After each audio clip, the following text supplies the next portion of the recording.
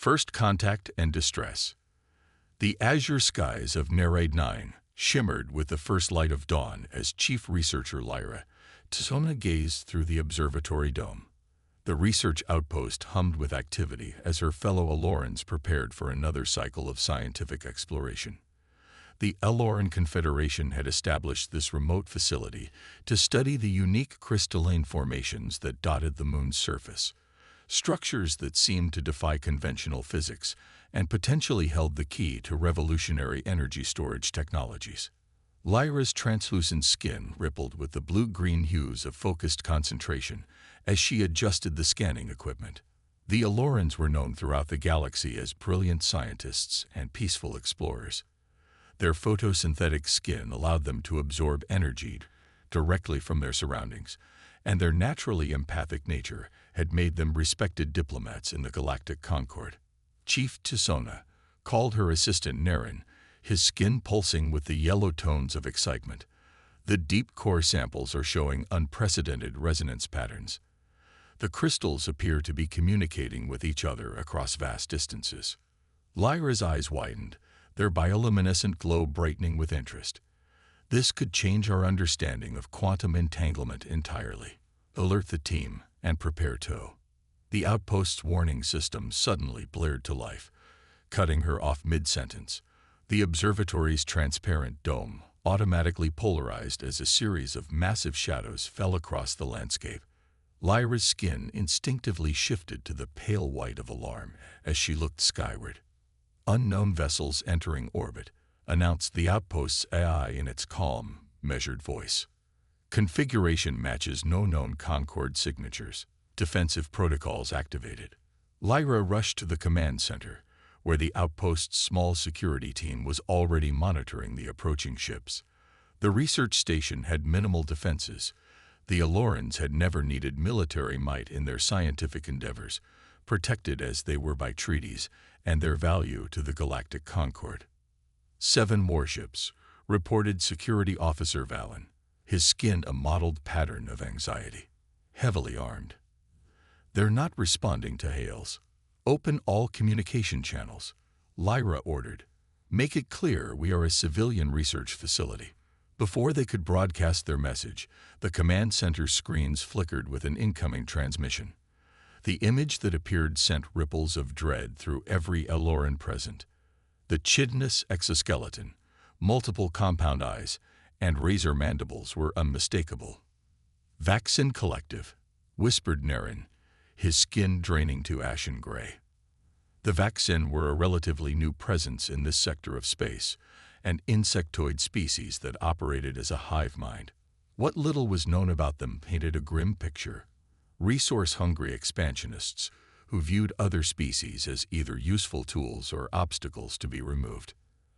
At Aloran facility, the Vaccine commander's voice rasped through the translator, mandibles clicking between words.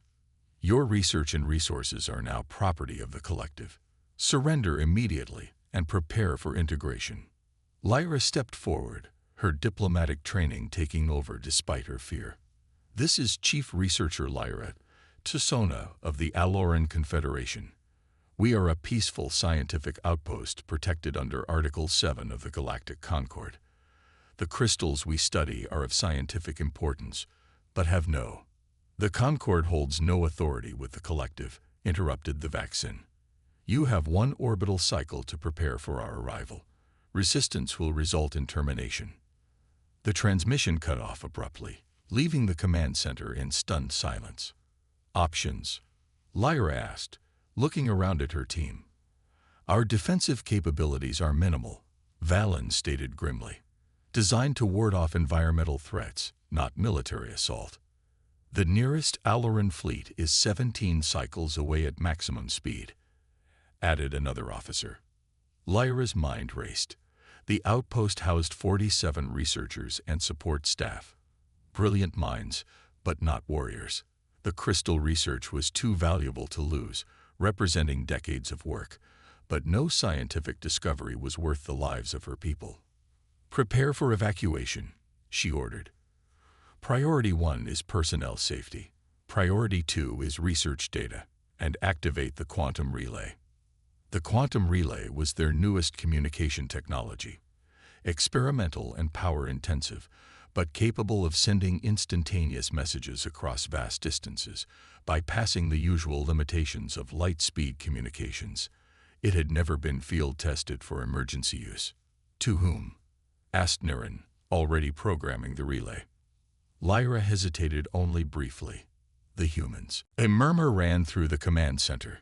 Humans were the newest members of the Galactic Concord, a curiosity that had sparked both fascination and unease among the established species. They hailed from a high-gravity, radiation-bathed world that other species classified as a death world, conditions that should have made advanced civilization impossible. Yet not only had they survived their harsh homeworld, but they had also thrived, developing technologies and adaptations that other species found almost incomprehensible. Their entrance into galactic society had been recent but impactful. They formed trade agreements quickly, learned languages with startling speed, and showed a willingness to defend their allies that bordered on recklessness. Most importantly to Lyra, the Aloran Confederation had been among the first to welcome humanity to the galactic community, sharing scientific knowledge freely. The resulting partnership had flourished, with several human scientists even joining remote Aloran research teams. "The humans have an outpost in the Proxima system," Lyra explained. "That's only 3 light years from here. If the relay works as designed, they could receive our message instantly." "The Vaxin have 7 warships," Valen pointed out, his skin pulsing with doubt. "The human outpost will have what? A few research vessels. Humans don't separate their scientific and military operations the way we do," Lyra replied. "And they respond to threats differently than we might expect." As the evacuation began and essential research data was secured, Lyra composed the message herself. She included all relevant data on the Vaxin fleet, the outpost's vulnerability, and the importance of the crystal research. She ended with a personal plea, not just as a scientist to allies, but as one sentient being to another. The quantum relay hummed to life, drawing enormous power as it prepared to send the message across the void. Just as Lyra transmitted the distress call, the outpost shook violently. "They're firing on us," Valen shouted. "The Vaxin are beginning their assault early." "Did the message transmit?" Lyra demanded, steadying herself against a console. Niren checked the systems. "Confirmed. Message away. But the relay is destroyed. We can't verify receipt." Lyra's skin rippled with grim determination. "Then we proceed with evacuation. Get everyone to the emergency shuttles." But it was already too late. The limited defensive shields collapsed under the Vaxin bombardment, and before the first evacuation shuttle could launch, Vaxin dropships were landing around the outpost. The insectoid soldiers moved with terrifying efficiency, their chidnous armor deflecting the few defensive shots the Alorans managed to fire. Within hours, the entire research team was captured, the outpost secured under Vaxin control. The aliens systematically began dismantling the Aloran equipment, particularly interested in the crystal research. Lyra and her team were herded into what had been their main gathering hall, now a makeshift detention center. Her skin had settled into a dull gray of despair as she watched the Vaxin soldiers efficiently strip their life's work. The Vaxin commander entered, flanked by guards, compound eyes scanning the captured Alorans. "Your research has value," the commander stated. "You will continue your work under collective supervision. Cooperation extends survival. Resistance ensures termination. Our work was meant to benefit all species," Lyra responded, standing despite her fear. The crystal's energy potential could solve resource scarcity across the galaxy. "The collective determines resource allocation," the commander clicked dismissively. "Your message to the humans was detected. An inefficient choice." Lyra's pulse quickened.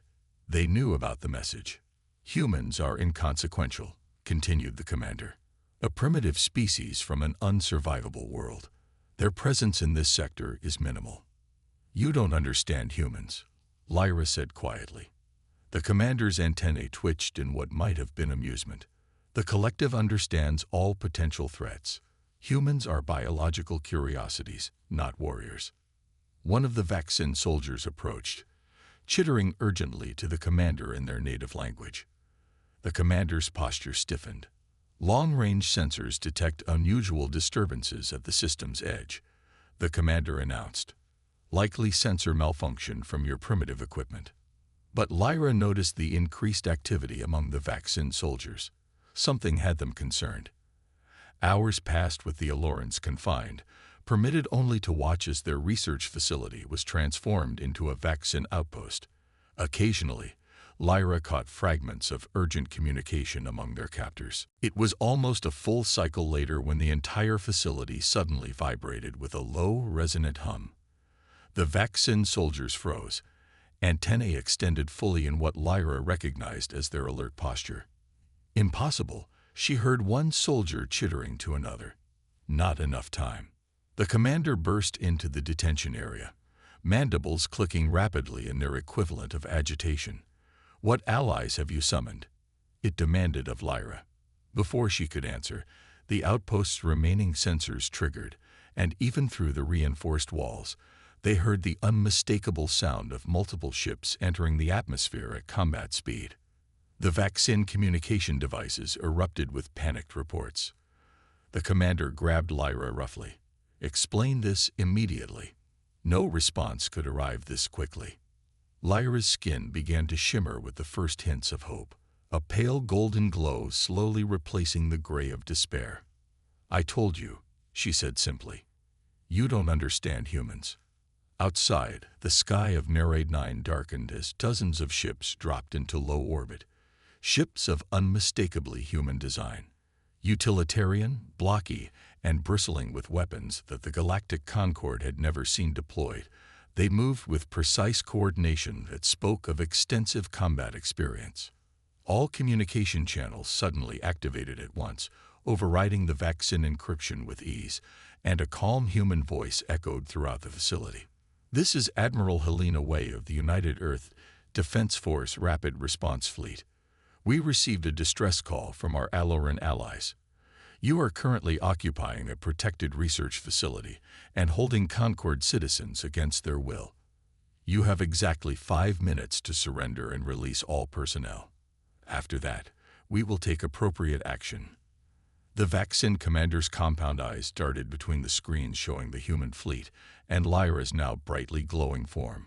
The collective does not surrender, the commander declared, but Lyra detected the first notes of uncertainty in its voice.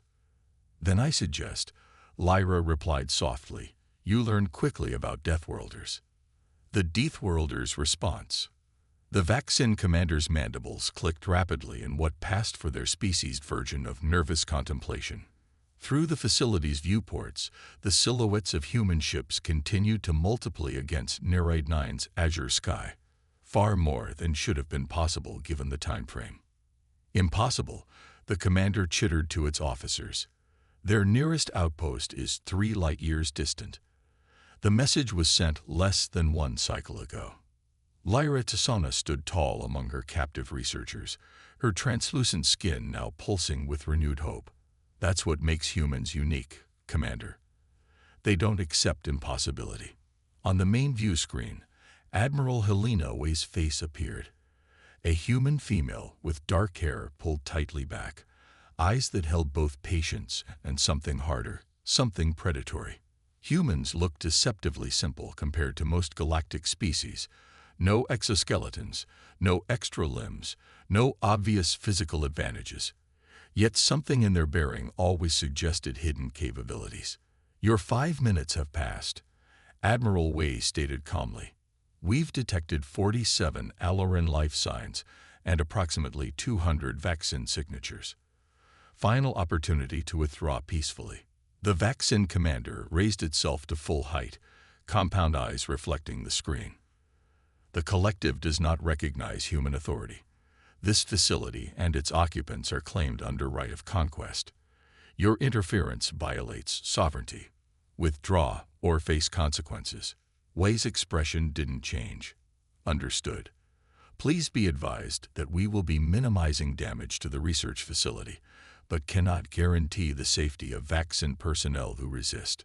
The commander signaled to its officers, engage defensive protocols. Target human vessels. The collective will not be intimidated by Deathworlders. Lyra watched as the vaccine rushed to battle stations. She leaned closer to Niren and whispered, "The crystals in Laboratory 3, they're still connected to the primary power grid, aren't they?" Niren's skin flickered with comprehension. "Yes, and if the human's arrival has the same resonance effect we were studying earlier, find a way to let them know," Lyra murmured, quietly. Outside, the vaccine ships in orbit fired the first shots, energy weapons lancing toward the human fleet. What happened next stunned even Lyra, who had studied human military doctrine. The human vessels didn't evade. They adjusted positions slightly, angling their hulls so that the vaccine energy weapons struck what appeared to be reinforced sections. The shots that should have crippled smaller vessels merely left scorch marks on the human ships. "Impossible," whispered Valen. "Their shield technology shouldn't be able to. They don't use shields the way other species do," Lyra explained, watching in fascination. "They favor armor. Physical, layered protection. Their homeworld's gravity makes energy-intensive shields impractical, so they developed materials instead. The human response came not as a full barrage, but as precise, surgical strikes. Key weapon systems on the vaccine ships suddenly exploded, disabled with minimal damage to the vessels themselves. 3 shots, 3 disabled ships. The precision was terrifying. Inside the facility, the vaccine commander was receiving reports from its fleet, each more alarming than the last. Impossible accuracy. Weapons unknown to collective intelligence. Predict our movements before. The facility shook as something heavy landed on the outer perimeter. The surveillance feeds showed what appeared to be metal containers dropping from the human ships. The containers opened to reveal not bombs, but humans, dozens of them, encased in powered armor that made them appear twice their normal size. "They're deploying ground forces," the commander realized aloud. "All units, defend the facility. The specimens must not escape." Lyra watched as the remaining screens showed the armored humans advancing toward the facility, moving with a coordination that seemed almost prescient. Vaccine soldiers rushed to intercept them, energy weapons firing in concentrated bursts that would have vaporized most species. The humans didn't fall.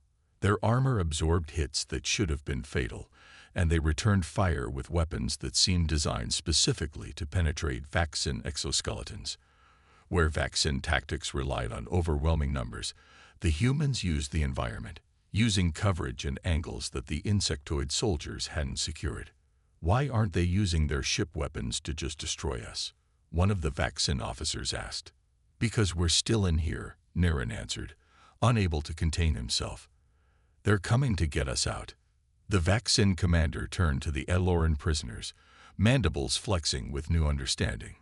"These humans risk themselves for you. Inefficient. Illogical. That's what you don't understand about them," Lyra replied. "Humans don't calculate value the way the collective does. They form bonds. They keep promises. They respond to distress calls not because of resource calculations, but because someone asked for help." An explosion rocked the far side of the facility. The surveillance feeds showed human soldiers breaching the outer defenses, their movements so quick and decisive that the vaccine guards barely had time to react. The commander chittered urgent orders to its remaining forces. "Secure the prisoners. They are our leverage." It turned to Lyra. "You will order your human allies to withdraw." Lyra's skin rippled with determination. "No. But I will tell you something that might save your remaining soldiers. The crystals you were so eager to seize. They're unstable when exposed to certain resonance frequencies, like those produced by your weapons near human armor." The commander's antennae stiffened. "Explain." "The crystals absorb energy and redistribute it exponentially," Lyra explained quickly. "That's what makes them valuable. But they're networked throughout this facility. Every shot your soldiers fire near them risks A blinding flash erupted from Laboratory 3, followed by a rippling wave of energy that knocked everyone, Alaran and Vaccine alike, to the floor. The facility's lights flickered and died, replaced by emergency illumination. Exactly that, Lyra finished, picking herself up. The cascade has begun. The commander frantically attempted to contact its forces, but communication systems were failing throughout the facility. Through the confusion, new sounds emerged, the methodical thud of armored footsteps approaching the detention area. The door to the hall exploded inward, and humans in combat armor entered with weapons raised. Their helmets retracted, revealing faces that seemed simultaneously ordinary and otherworldly. Creatures evolved under punishing gravity and deadly radiation, now standing before species from gentler worlds. Chief Researcher Tisona called the Lid Soldier, a female human with dark skin and alert eyes. Commander Diane Rodriguez, UEDF Special Operations. Admiral Wei sent us to extract you and your team. The Vaccine commander moved with startling speed, positioning itself between the humans and Lyra. The collective still holds these specimens. Withdraw your forces or... Commander Rodriguez didn't let it finish. With reflexes that seemed impossibly fast, she fired a single shot, not at the Vaccine, but at a specific point on the ceiling. A section collapsed, separating the Vaccine commander from the Aloran prisoners. We've studied Vaccine biology, Rodriguez explained calmly as her team moved to secure the Alorans. Your neural clusters make you vulnerable to certain frequencies. The crystals in this facility amplify those frequencies. Right now, every Vaccine soldier is experiencing the equivalent of a migraine so severe they can barely function. More human soldiers entered, systematically securing the area. Lyra marveled at their efficiency. They moved like they'd trained specifically for this scenario, anticipating the layout of the facility, the Vaccine positions, everything. How did you respond so quickly? Lyra asked as Rodriguez guided her toward the exit. And with such a large force. Rodriguez smiled grimly. Your quantum relay worked perfectly, Doctor. As for our response time, let's just say humans have been preparing for first contact scenarios for centuries. When you're from a death world, you learn to be ready for anything. Outside the facility, Lyra and her team were quickly loaded onto human transports. From her viewport, she could see the Vaccine forces in disarray, their coordinated hive mind tactics disrupted by the crystal resonance. The human soldiers moved among them not with blind aggression, but with surgical precision, disabling rather than killing when possible. Admiral Wei met Lyra aboard the human flagship, a vessel named Unexpected Response. The Admiral's uniform was simple but immaculate, her bearing both military and diplomatic. Chief Researcher Tisona Wei greeted her with a respectful nod. I'm pleased we arrived in time. Your research team is safe, and we've secured approximately 80% of your equipment and data. You prepared for this, Lyra stated, her skin shifting to the blue-purple of curiosity. How? The Vaccine are a relatively new presence in this sector. We gestured toward a holographic display showing the now secured moon and the Vaccine fleet in human custody. Humanity has a long history of preparing for worst-case scenarios. When we joined the Galactic Concord, we were shocked by how few contingency plans existed for hostile first contact situations. So you made your own, Lyra realized. For every ally and potential threat, Wei confirmed. The moment your distress call came through, we activated the Aloran Defense Protocol. Every human ship within 5 light years began moving toward Nereid 9. But the transit time. Wei smiled slightly. Another human specialty. We've been experimenting with modified FTL drives. They're dangerously inefficient by Concord standards. High energy consumption, significant strain on the vessels, but they cut our response time by 80%.